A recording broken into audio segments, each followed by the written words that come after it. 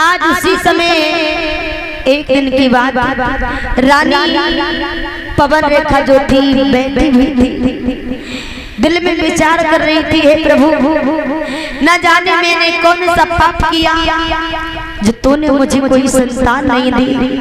मैया ने विचार किया है,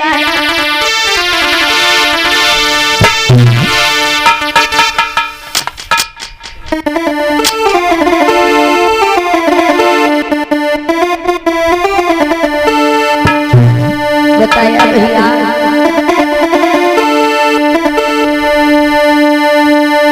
कि गारे निधना तेरी नजर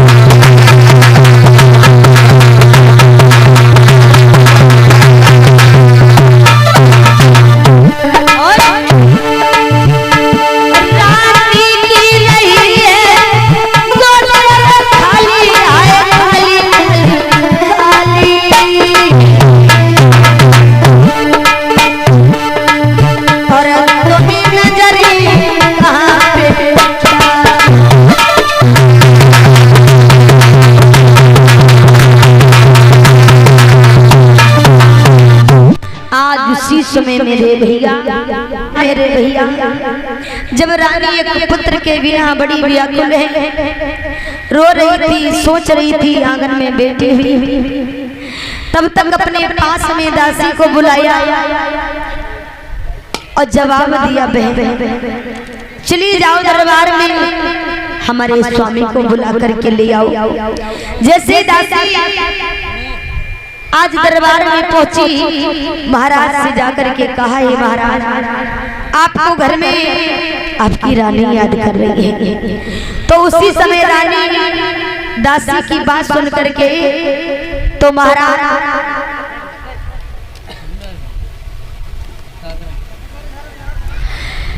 जैसे ही महाराज घर पर आए और रानी से पूछा, है रानी तुमने मुझे क्यों बुलवाया है? रानी पवन रेखा कहती है, स्वामी जब हम घर से बाहर निकल करके जाते हैं तो कोई कहता कि ये औरत बांझ है, और सुनो महाराज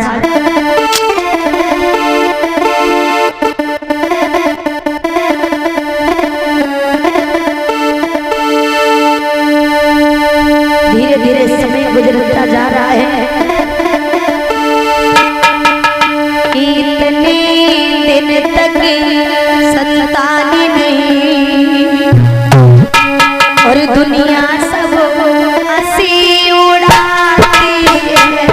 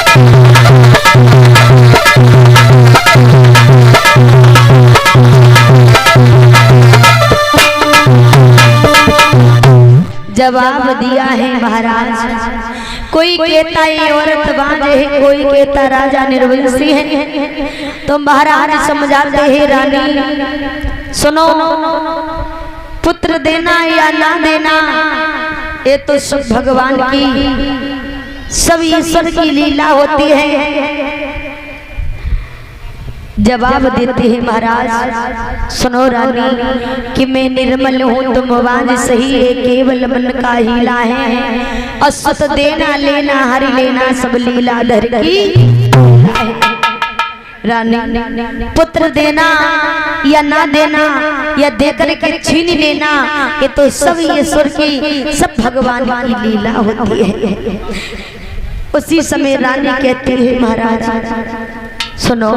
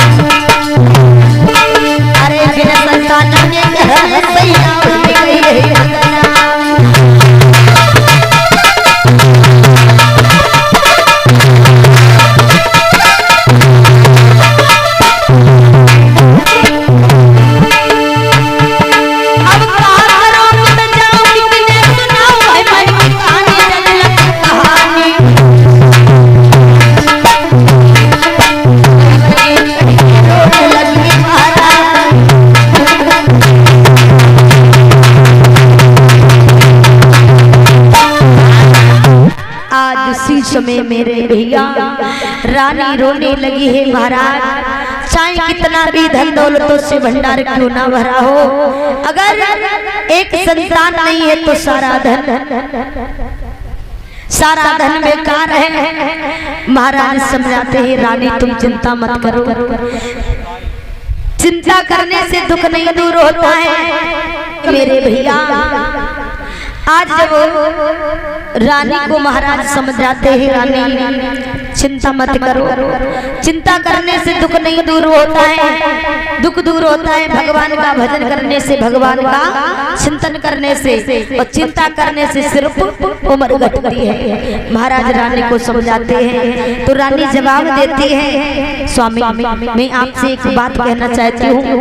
महाराज बोले कहो रानी। तो रानी बोली महाराज मैं ये चाहती हूँ किसी, अगर आपकी आज्ञा हो जाए तो मैं किसी जंगल में भ्रमण करके आऊं। तो उसी समय महाराज कहने लगी अरे इसमें पूछने की क्या बात है, अपनी सखियों को साथ में ले लो, चली जाओ।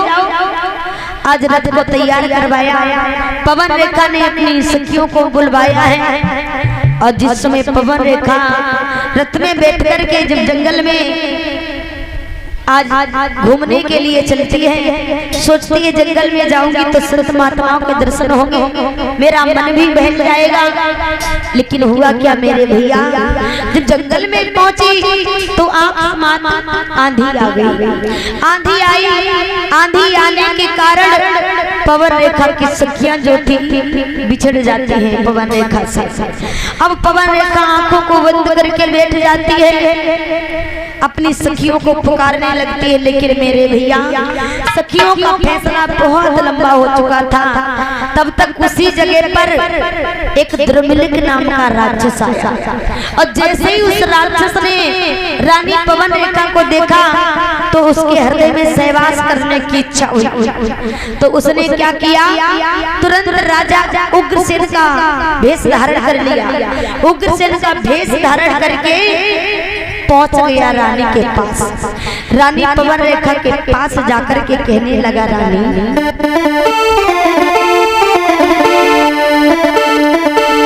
तुम रो रही हो? बोला बोला ओ प्रिय रुदन छोड़ो और हाजिर है तेरा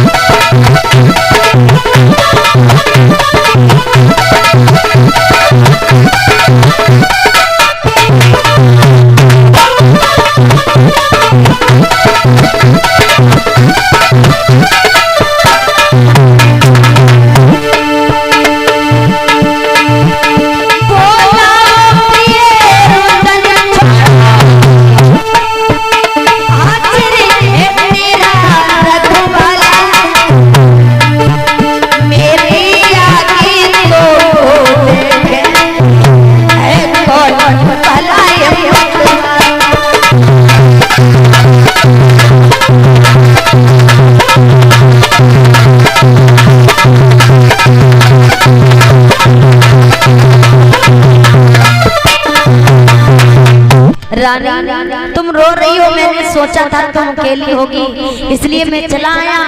अब तुम्हें डरने की चिंता करने की कोई बात नहीं है मेरे भैया।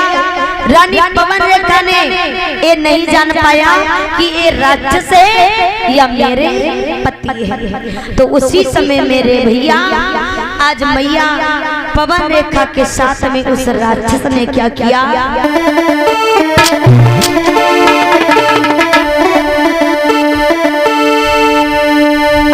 धोखा दे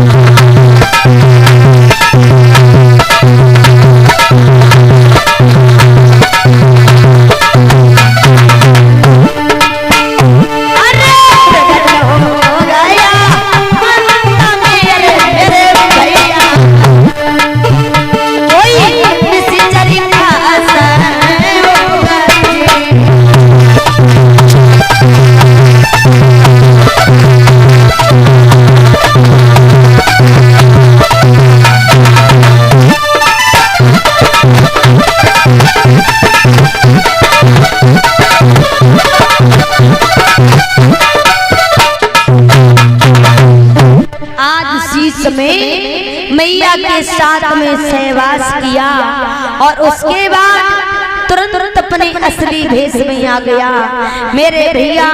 रानी पवन रेखा ने जो ये देखा, रानी पवन रेखा कहने लगी ओ पापी ये तूने मेरे साथ में क्या किया, अगर मैं जानती तू राक्षस है तो मैं तुझे श्राप दे करके अग्नि में जला करके भस्म कर देती, लेकिन तू मेरे धर्म का दीपक बुझा चुका है। अब मैं अपने पति के पास क्या मुंह लेकर के जाऊंगी, क्या बताऊंगी। और उसी समय गुस्से में आकर के पवन रेखा उस राक्षस से बोली ओ पापी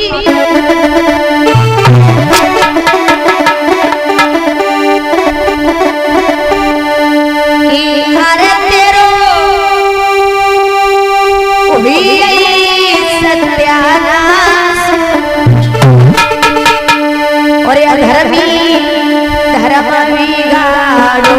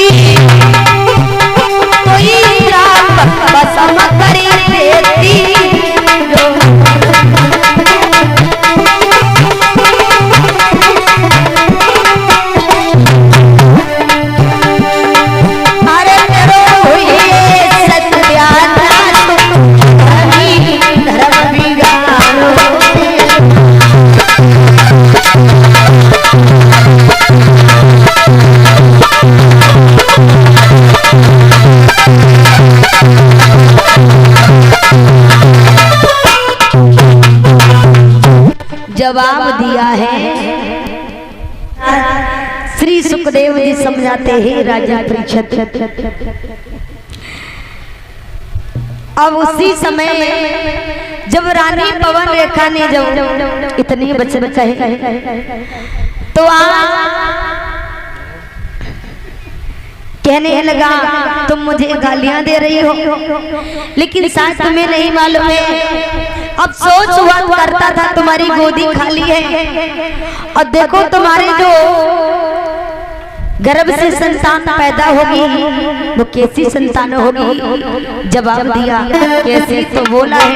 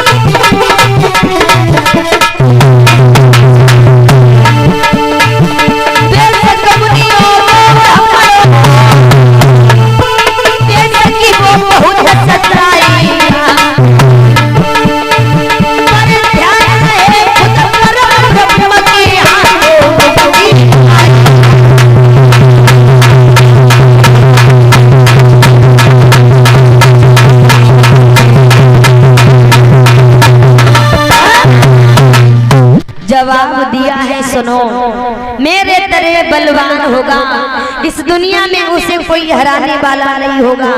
स्वयं उसको मारने के लिए पृथ्वी पर भगवान को आना पड़ेगा। मेरे भैया आज जो इतने वचन सुने हैं, मैया पवन रेखा कुछ देर खड़ी रही, गालियां देती रही और मैया पवन रेखा वहां से चली आई। तो जो चली आई है तो रास्ते में बेसखियां मिल गई जो बिछड़ गई थी आंधी में, लेकिन वो जंगल वाली बात सखियन को पवन रेखा ने नहीं बताई। जब नहीं बताई तो धीरे धीरे आज जब घर पर आई तो समय गुजरता गया। तो महाराज कहाँ तक समय आया जब महाराज कंस ने जन्म लिया तो कितनी तेजी से आंधी तूफान महाप्रलय से आने लगी।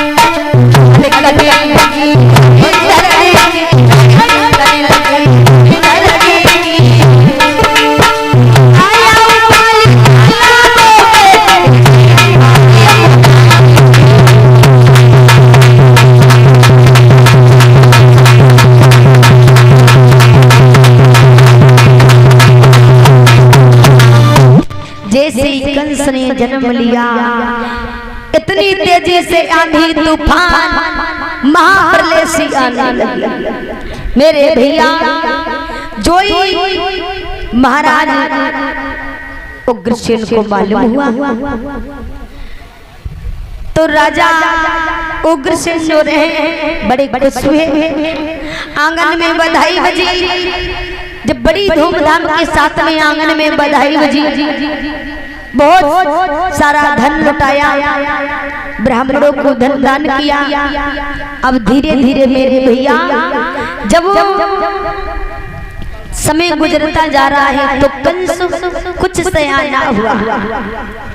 जब कंस कुछ सयाना हुआ तो उसी समय 7